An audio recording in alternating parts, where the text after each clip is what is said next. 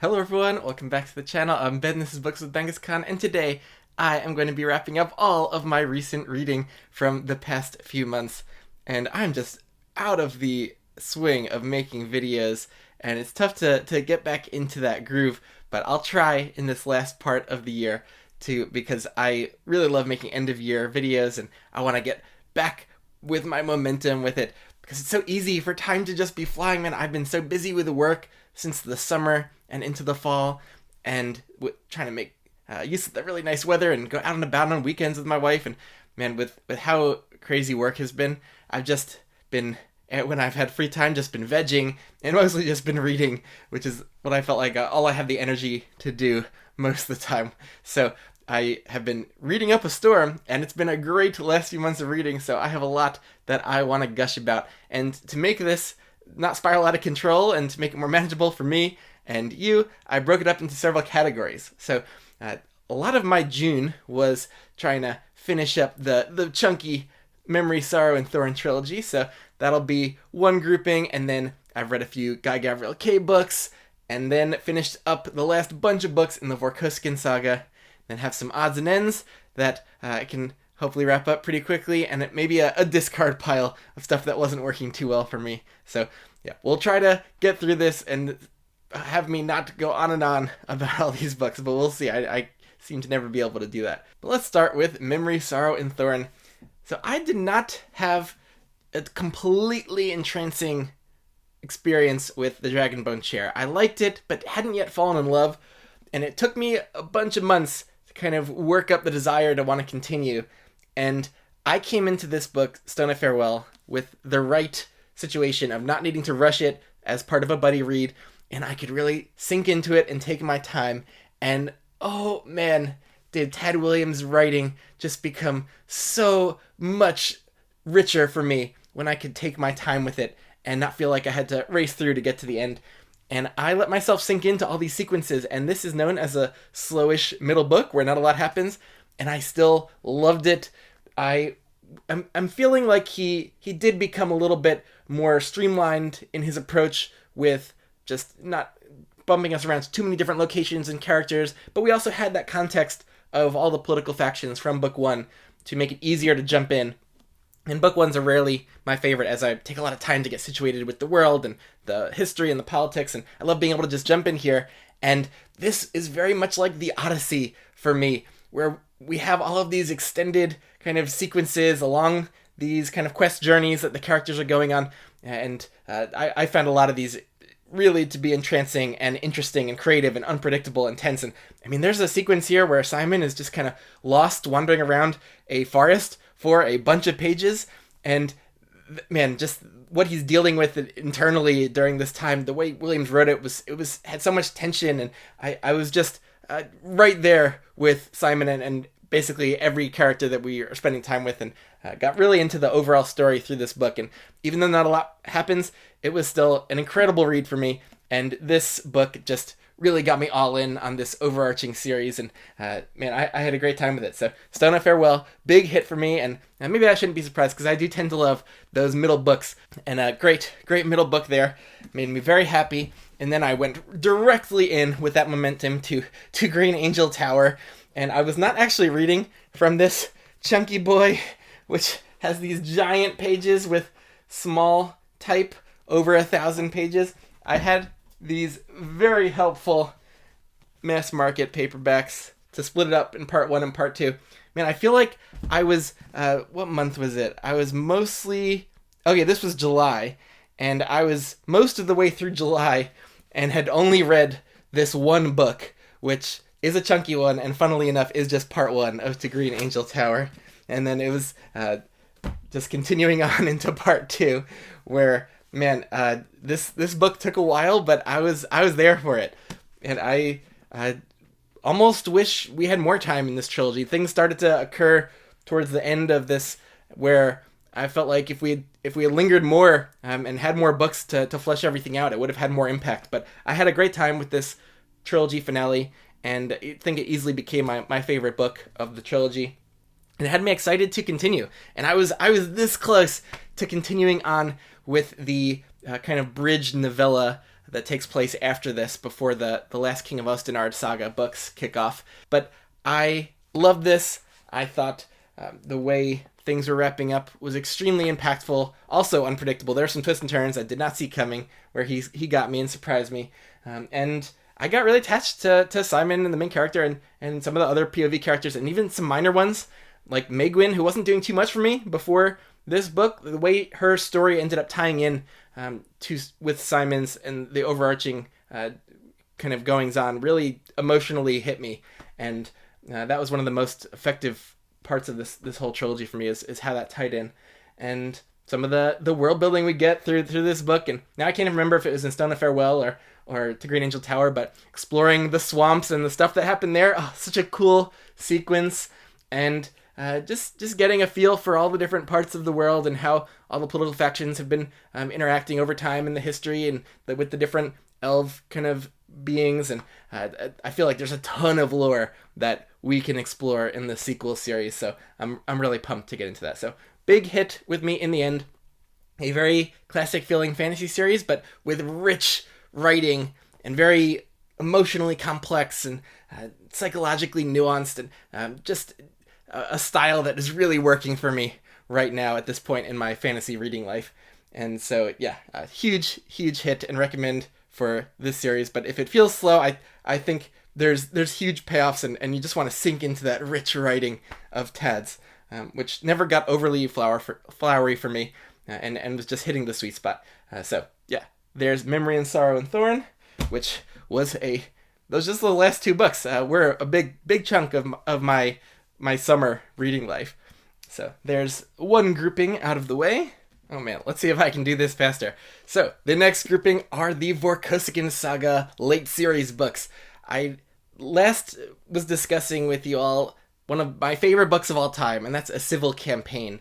And coming after Memory, which also is just an incredible book.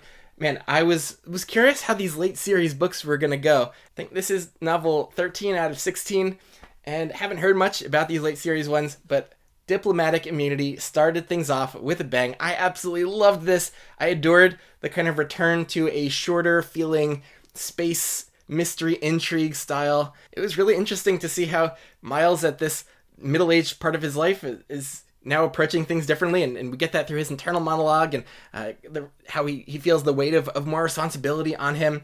Just continued things in a really fun way, and got us back into the groove with being out in space after A Civil Campaign, which felt like almost Pride and Prejudice like style book.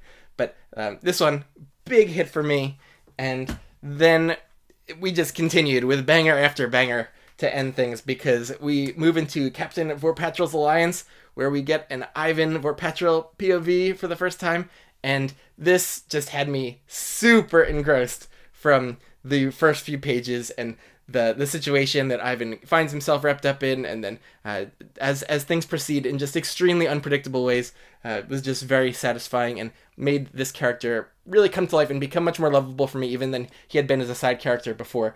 So I do look forward to my series reread, and just having a greater connection to Ivan now that we got a whole book's worth of his POV. And then, man, Bujold was just not slowing down. Cryo burn, and I just can't say much because this is a late series book, but this introduced a child POV character for one of the first times in the series, and it has a major role. And I thought this kind of preteen boy POV, just a really engaging POV, very clever, resourceful kid who's kind of living out on his own in the city, and so that brought a new, fresh life to things. And there's really interesting sci-fi ideas being explored here about society that does cryo freezing for people that want to volunteer, who maybe are suffering from a disease or older and want to freeze themselves until maybe future society has ways to heal them or cure them. But the economic and political effects of that being really easy for people to do, and what that happens with their democratic votes being transferred to corporations and things, was all done extremely well. And Bujold really explored the implications of this, which is one of the few books in the series that really goes all the way with kind of exploring an ideas-based kind of situation. And usually it's kind of just fun mystery intrigues, very character focused, and we just get this added thematic dimension here, which was really cool. So yeah, this one fantastic, loved Crowd Burn. And then Bujold's last Vorkosigan novel was this one, and she said she might return if she has good ideas, but this may be how the series wraps up at novel 16, story I think overall 21 if you include the novellas, and that's Gentleman Joel and the Red Queen, and it's an extremely different kind of Vorkosigan book. Very quiet, slice of life, lower dramatic stakes, and I found it to be very deep and suitable kind of coda to the series that brought things full circle from Shards of Honor in really impactful ways. And so I know it's a weird book in the series, and I've seen a lot of people not loving it as much as I did.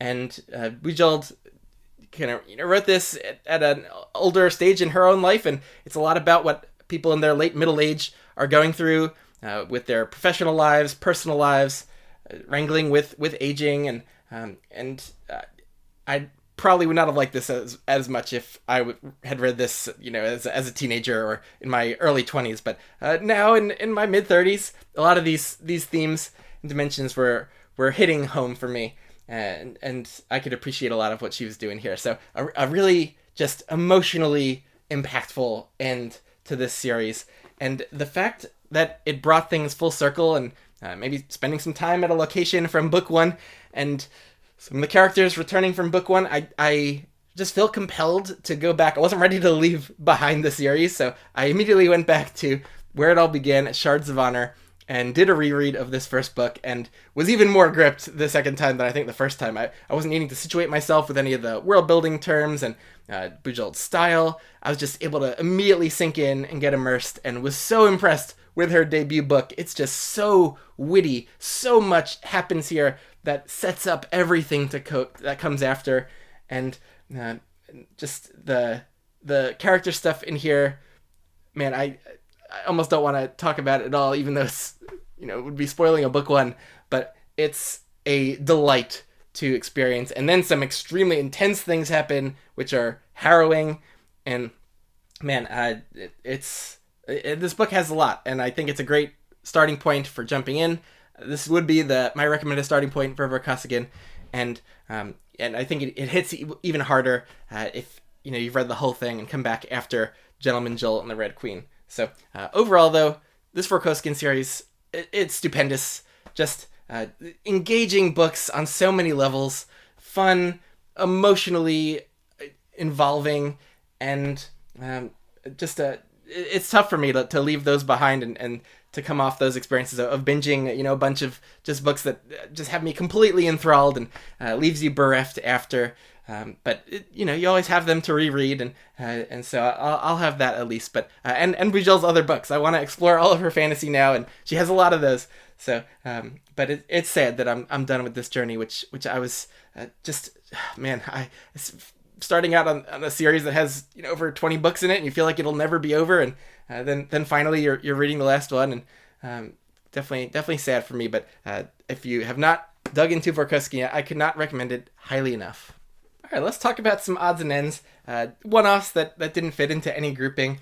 And I had, from earlier in the summer, a wonderful classic sci-fi read, and that's Arthur C. Clarke's Childhood's End. This is a short read, and I found it very compulsively readable, just super engaging, an alien first contact story, and I think it clearly inspired a lot of things that I've just read or watched in movies over the years.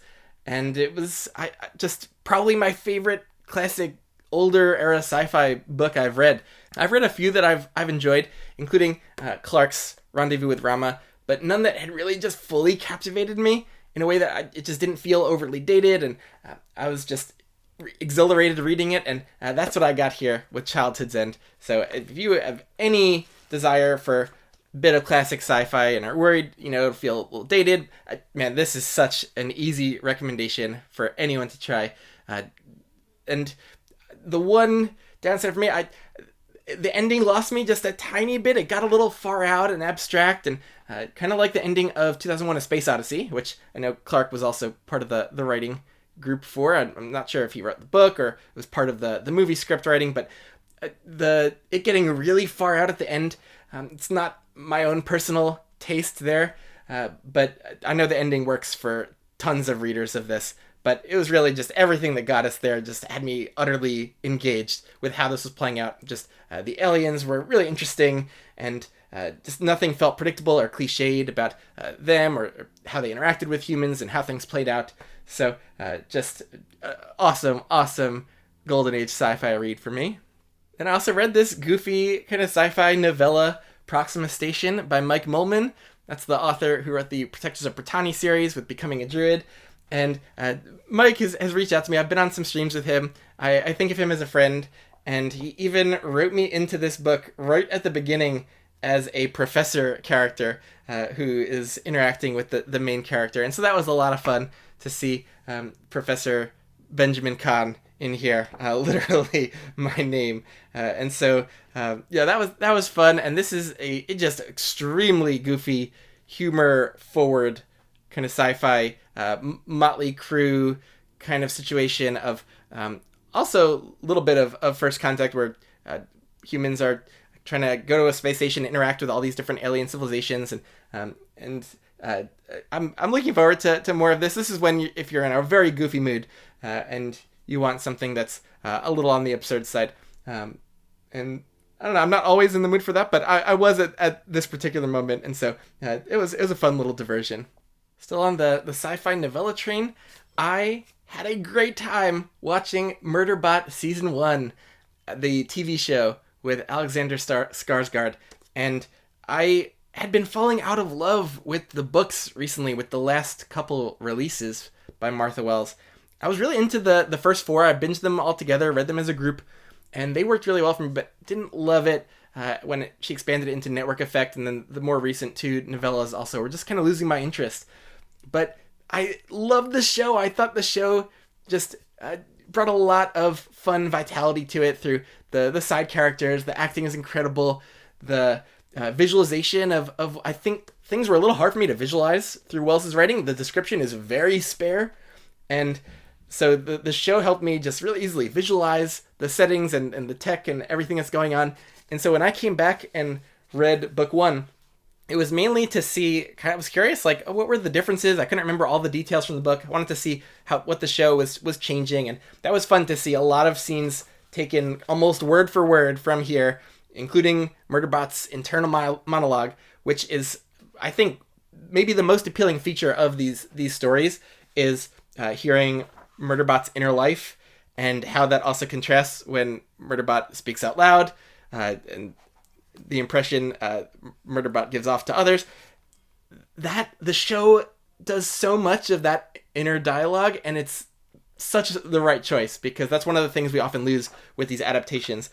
And it was fun to see a lot of things just taken word for word, or and then also fun to see some of the differences and things the show added. One of them I really didn't like, with a whole new character that added a little bit of intrigue. And when I was watching, I'm like, I don't remember this character at all. And then I realized, they completely added that storyline in.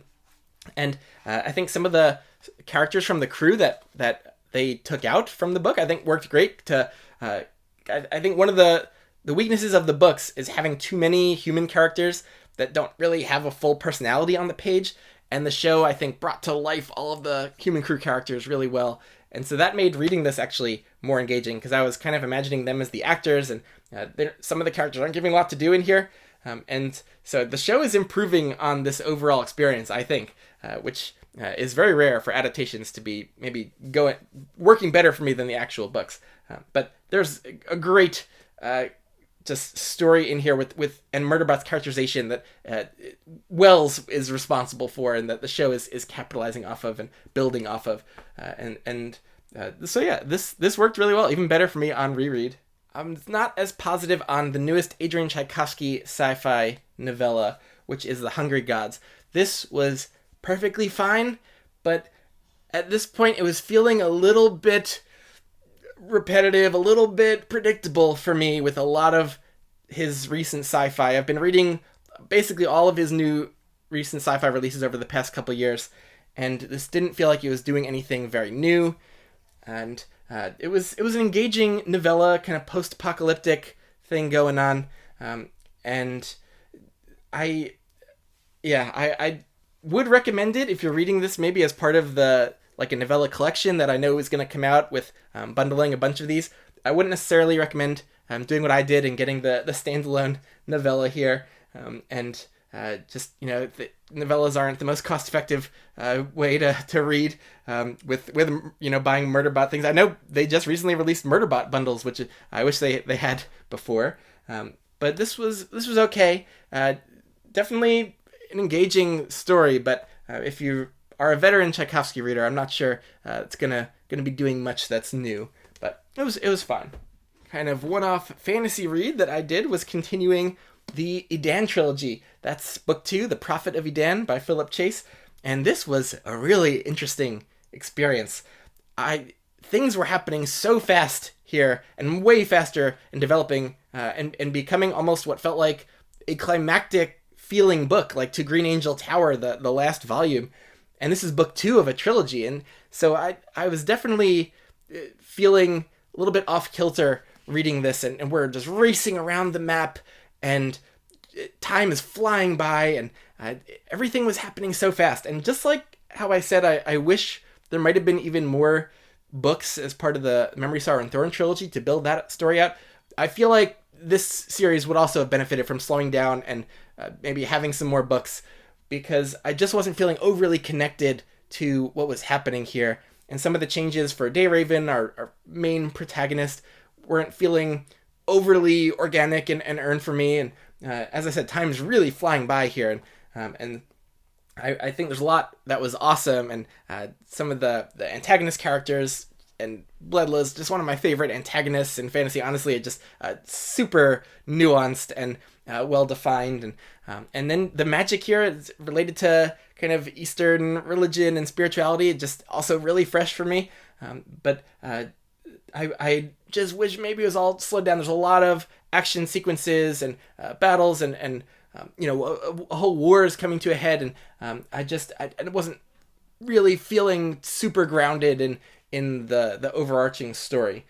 But I really liked it still, and I think there's a lot here that was engaging me, and I'm really attached to a lot of the characters, and I'm very curious where this is all going in book 3, because I know that is not going to be a traditional book 3 of a trilogy, and so I know Chase is going to be doing some very different stuff there that I will be very interested to see just where that all goes.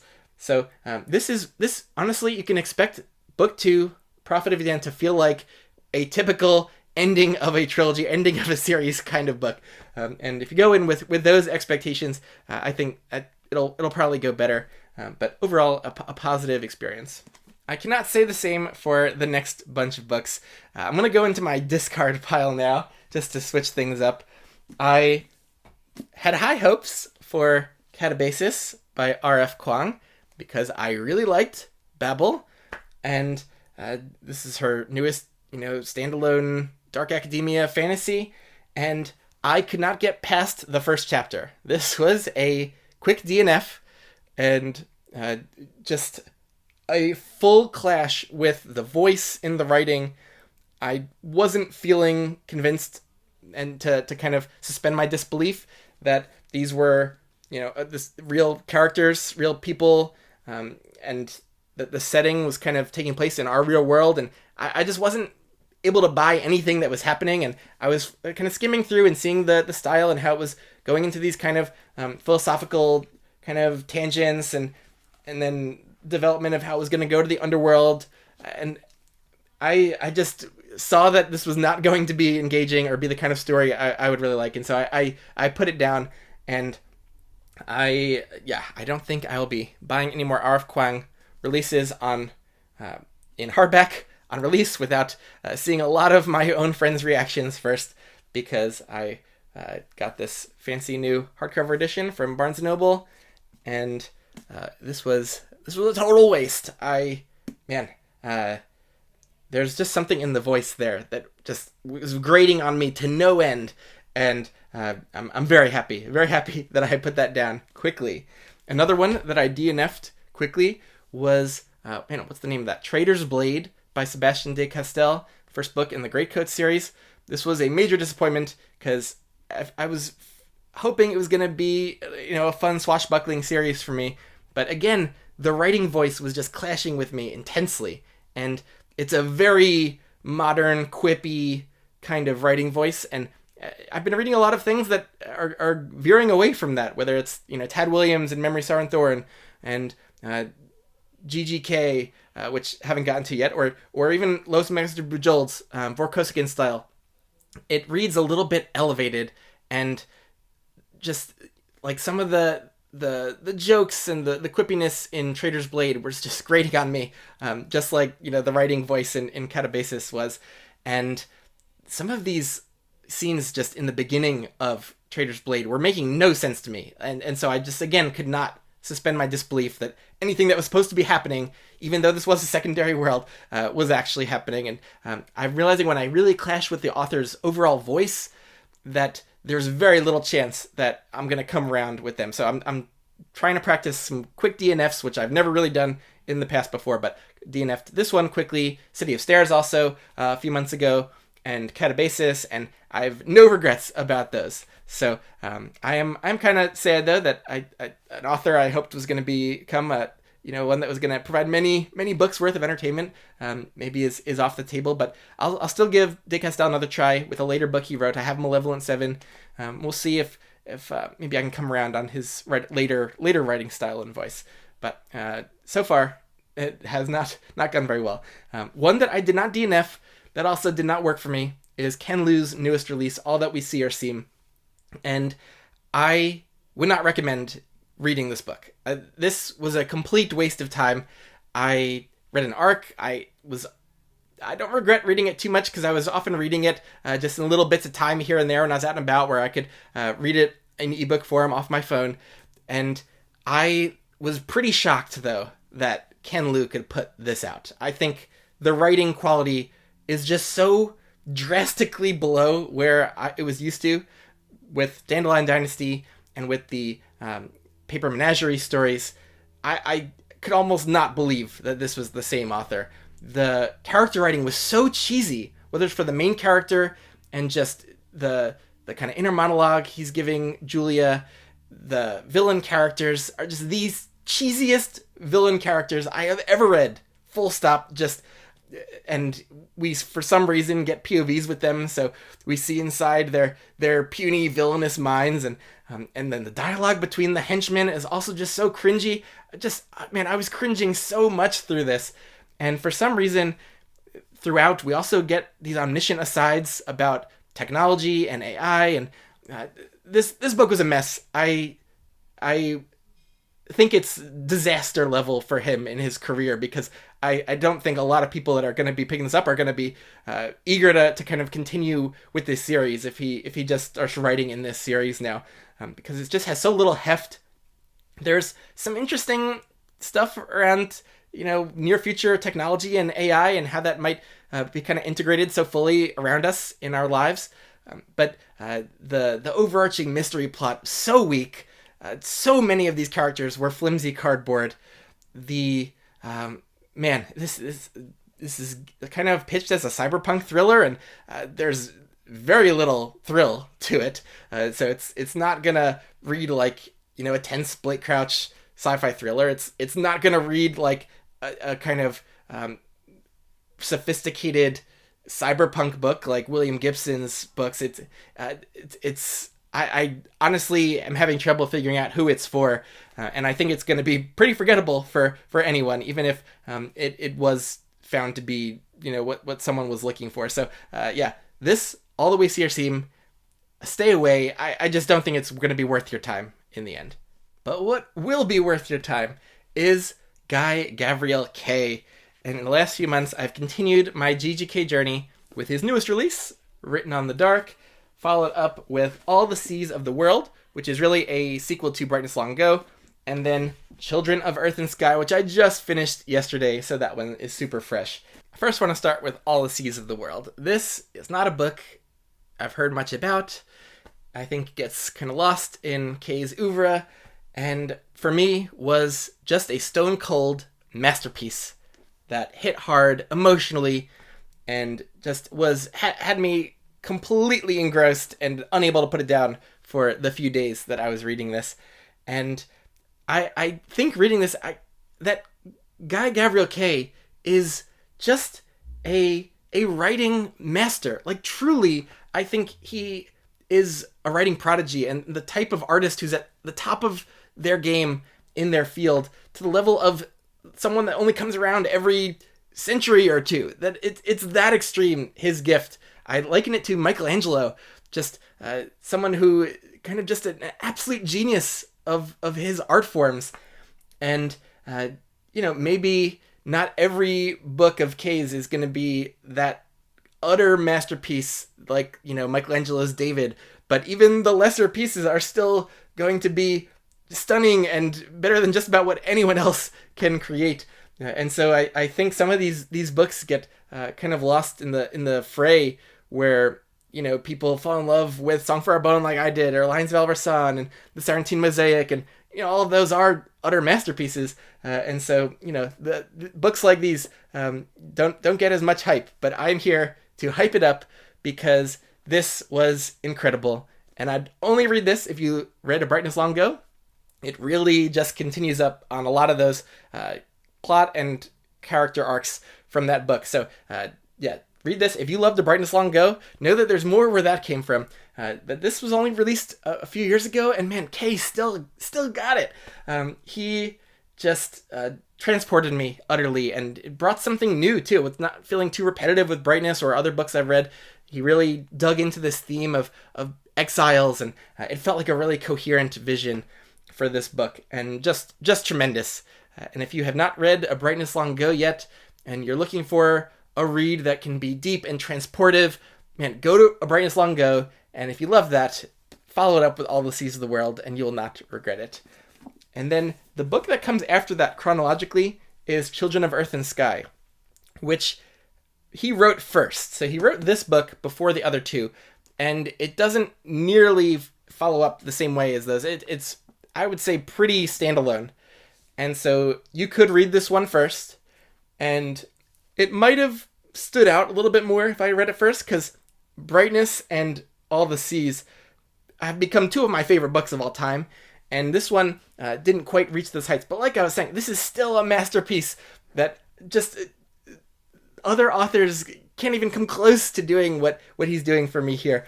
And a lot of this book, for me, the beauty of it are in these kind of full arcs of almost like short stories or novelettes that take place over these long chapters. And some of these chapters just have their own kind of arc to them that gets introduced and gets resolved. And some of these individual chapters are some of my favorites I've ever read. And some of them were on the more quiet side, some with classic kind of political intrigue among the nobility of a city kind of events that Kay is so great with. And very surprising too. I was not knowing where he was taking this. And in this book, and in Seas, I should give you a little more context. We're kind of in the time of Renaissance Italy during these, but this one's taking place a lot. Maybe we start in Venice, kind of his version of Venice, but then go across the sea to kind of where modern day Dubrovnik would be, and Dubrava is Kay's version and plays a major part in this. And then kind of just that whole Balkans peninsula is kind of where a lot of this takes place. And connections that go back to sailing to Sarantium and Lord of Emperors are happening here too. So I don't know, I wouldn't necessarily say read this kind of first as your first GGK book. If you read Sarantine Mosaic, this will hit harder. But for GGK veterans out there, I mean, this is an essential read, and it maybe on the whole was not as great as the sum of its parts, because I don't know that by the end it didn't really have that big emotional hit that All the Seas of the World did for me, and it was kind of more a fragmented kind of story. And a couple of the fragments maybe were less impactful than usual for me. Like one of the locations here, Obravich, which played a role in the overall puzzle. I felt like we didn't need POV time spent there. We could have been related certain things secondhand for that to have made sense. But some of the threads in here were extraordinarily impactful. And just the individual sequences were stunning. But it didn't have the overall kind of momentum of where I couldn't put it down, because I would get to the end of a chapter and feel like, wow, I just have to sit with that for a while. And I was also rereading some stuff on the side, which I'll talk about.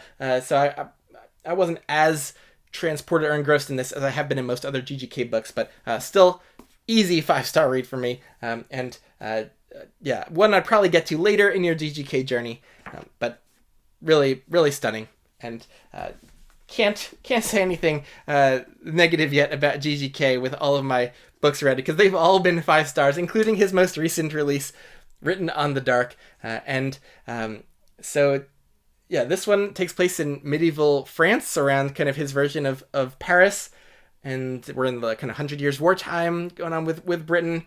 And I found it super easy to get into. There's this murder of a city noble that our main character, this tavern poet, gets wrapped up in. And I just found it very readable. The problem is it's a little short. So it's by far, I think, the shortest of his historical fantasy standalones. It's less than 300 pages in this hardback. And Library Ladder said that he thinks Kay was under a little publishing pressure to get this out when he did, and that maybe some sequences and some chapters were left on the cutting room floor to get this pushed out. And it does feel that way, that it's missing a little heft, that we could have had more going on to build out this setting and story, because it didn't have the greatest overall impact for me. Although, again, some of the individual sequences in here were just blowing me away. I don't want to give away even maybe the most impactful one, but it involves a major figure from French history that kind of intersects with our characters in the main story, and the way that was handled, just stunning stuff.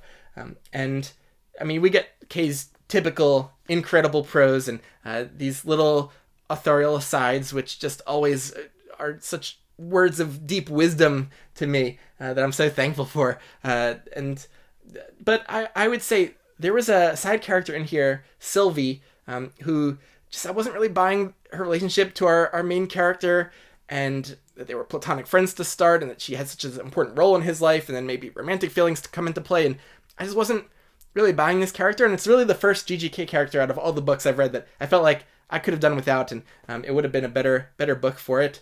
And so I do feel like it was missing a little something, and that it maybe was rushed, and it's probably my least favorite of all the GGK books, but at 5 stars still, he's blowing me away, even with this kind of shorter work. And a bit sad that it's a little bit slimmer than maybe it could have been.